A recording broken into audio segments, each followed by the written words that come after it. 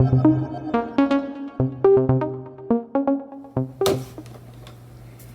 everyone and welcome to the review of the Gemini Jet's Northwest 747-400 in the World Plane livery. Very exciting unboxing here, and we'll get into more detail about this in just a moment here. This box is so big that I had to move the camera very far off the table here. Of course the table is pretty tiny. I actually have my camera placed on my bed right now, and we'll get into the review of this model. So we'll start with the box, of course. This is an old Gemini Jet's box, as you can see. This is actually the 5th Gemini Jet model ever made. So here is the aircraft right here. Of course, the World Plane livery. Limited edition. Gemini Jets absolutely decked out their boxes with limited edition signs back then. And you can see here, I don't know what those are, but there's just some holes in it. So we go to the side of the aircraft here. Of course, this is all in silver too, instead of the blue that it is today.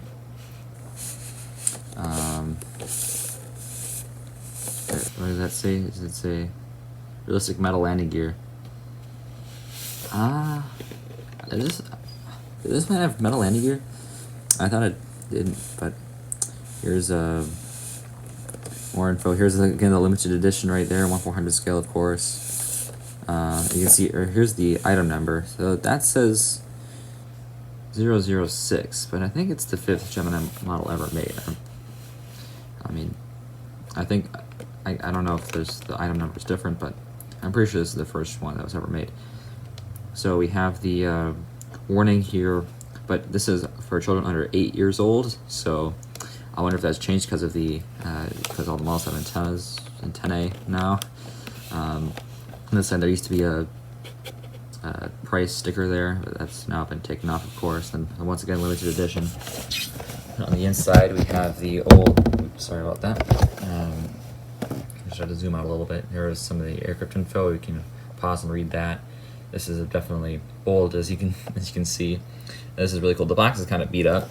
Right down here, it's ripped, but of course, I did get this used from Prairie Diecast, so really cool there. Of course, Prairie Diecast, awesome aviation collectible store in Canada, and they do get a lot of used stuff, so definitely check them out if you're interested.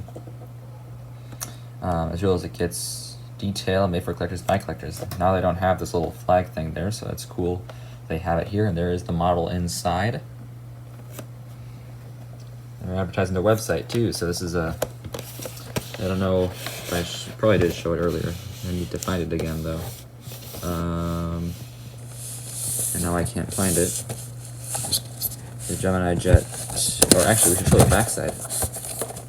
On the back, so, well first, there we go.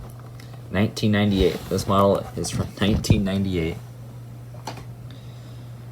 So the back, unlike the models of today, you can just turn it around and you can read the back. This one you have to flip over.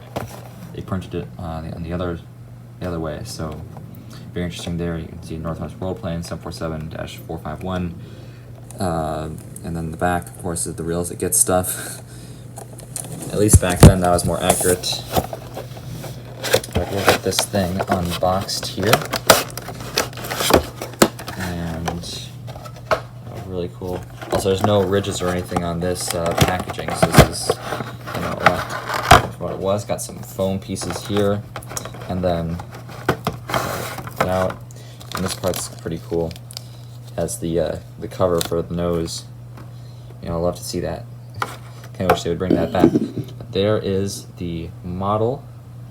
Focused on that, and we will now get into the review. So we'll get zoomed in here on the front of the aircraft, of course. Here are the cockpit windows, and then the 50 years of serving the Pacific sticker right there. Really cool there by Northwest, of course. Had a lot of Pacific routes, and that's what this is celebrating. This is actually my first ever Northwest model, believe it or not. And here is the L1 door, and then here's the second level door, of course. And then we have all the we'll go over the paint job afterwards, but we'll just go through the details of the model first. We have the 2 engines here on the port side wing. There's the winglet. I'll show you the inside of the other one. And you can see it has the Northwest, little Northwest logo right there. But as we move further back here, I'll go over all the art on it afterwards. But here we have the American flag and the registration, number 670 Uniform Sierra. Then world plane titles and the tail. And now it's really cool. Actually, there's also another cool thing about this model. It has the little escape hatch up there. But one of the things that's really cool about this model is that it has every little no step little sign on the wing there.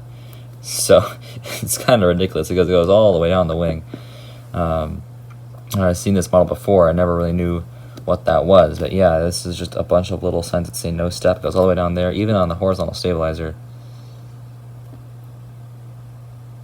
It doesn't want to focus on that, which I guess is understandable because it's tiny. But really cool there. Actually have some detail for the, it's kind of hard to get it like that, but we have some detail for the APU there. And of course there are no antennae or anything on this model. It's just completely plain. Plain, get it? And then underneath we have the old Gemini, the silver Gemini Jet logo on the bottom. Here the landing gear. I think they tilted it on the original, but these might have been glued in or something, because these are, as you can see, these are tilted back, but I can't, push them back. But there are the main gears, the nose gear, and there are no details for like the landing gear doors or anything here. Of course, this is a very old model, and it is so old that they have the seam on the wings here, so all the wings are one piece. And also here on the tail, for the horizontal stabilizer, those also have a seam there. And I think that the tail itself might be plastic. It feels like plastic, and it kind of makes a sound. I don't know if you can hear that. But if I wiggle the tail, it makes a weird sound, which does not show on today's aircraft. But we'll go over all the art here on the side, because this is a really cool model for all the art here. So this is on the port side. We have Manila here, and here is Singapore, Bangkok, Hong Kong. A little Northwest one there. Hong Kong's art is pretty cool. Then on the side here we have, it's gonna be hard to see, we have Seattle, New York. Then down below here we have, try to get this, or you know what, let's just go without the pen here. So Seattle, New York, then we have Memphis, and the last one, which I can't see, Chicago. And then on the other side here, here's all the art. The other side, of course, it also has the 50 years of bridging the Pacific sticker right there. Here we have Honolulu, Jakarta, Seoul, Beijing, and finally Tokyo. Then also we have on the side here San Francisco, Minneapolis, St. Paul. I think that says Osaka. Or no, that's Memphis on this side. I don't know what it was on the other side. Go back to that, Los Angeles. So San Francisco, Minneapolis, St. Paul. Oh, that was Detroit on the other side. So sorry about that, but yeah, that is Detroit on the port side, and then Memphis on the starboard side. So here's the starboard side of the aircraft. I didn't really show this, but it's pretty much the same as the other side, but you can now see the different art. So really cool there, really cool livery by Northwest. And after this flew into MSP many times back in the day. I'm just probably gonna need to get a few more Northwest before I do a retro MSP. But cool to have here. This is so big that I can't even fit it on. It's zoomed out all the way. And I guess, let me move it forward here. There you go. Now it's on the screen. But there is the model in its entirety. Very, very cool model. It's so nice to have such an old model here. 1998, 5th Gemini model ever made. And I got it for a pretty fair price too. So good on Panda or Prairie Diecast for that one. I almost called them Panda models. All the P names there. So really cool there. Really nice art too. I think Northwest did a great job on this one, and incorporating it with their livery. Of course, it is celebrating Northwest and their bridge in the Pacific, of course. So really cool there. Very good detail from 1998. You know, I wouldn't expect it to have antennae or anything. The landing gear are tilted back. Like when I'm sitting on the ground, the landing gear, the main gear are tilted back a little bit. It's going to be hard to show on camera, but they do tilt back. What a nice model. So good job of Gemini on this one. I'm sure this would have been the price of like a regional jet today, though. So Gemini, lower your prices.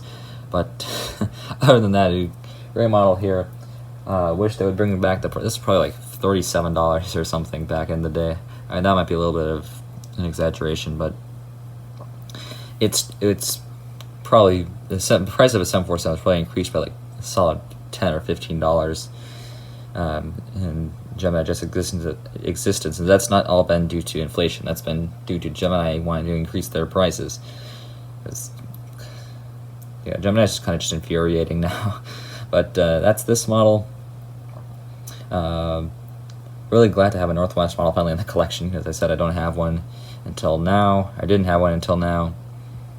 And it's gonna be a nice display piece. This isn't going to be featured in any airport updates or anything, because obviously Northwest doesn't exist anymore. But you know, it's going to be a nice display piece to have, and that's why I got it in the first place, just because it was so old. Very nice model, very nice livery, and also I need to get a Northwest. So finally have a Northwest. It's about time. And so that'll do it for this review. Thank you for checking it out. I kind of did this on the fly, so if I've tripped over my words a few times, apologies for that. But I'll see you tomorrow as always. Good night. Auf Wiedersehen.